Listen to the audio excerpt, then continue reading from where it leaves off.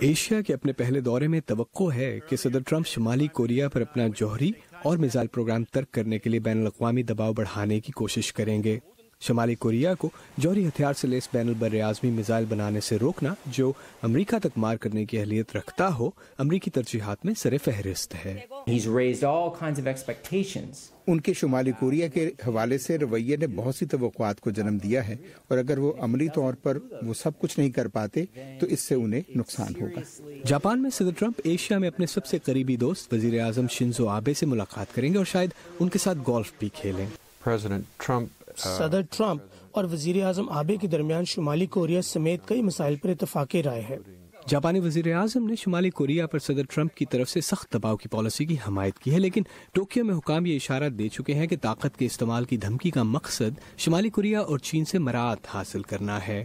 جنوبی کوریا کے صدر سے توقع کی جا رہی ہے کہ وہ صدر ٹرمپ سے سیول میں ہونے والی ملاقات میں امریکہ کے ساتھ مضبوط اتحاد پر زور دیں گے، لیکن وہ ماضی میں واضح الفاظ میں شمالی کوریا کے خلاف طاقت کے استعمال کی مخالفت کر چکے ہیں۔ میرے خیال میں صدر ٹرمپ کے دورے سے انہیں جنوبی کوریا کے موقف کو سمجھنے میں مدد ملے گی۔ یاد رہے صدر ٹرمپ نے صدر مون کی شمالی کوریا کو منانے کی گزشتہ کوششوں کو لا حاصل قرار دیا تھا۔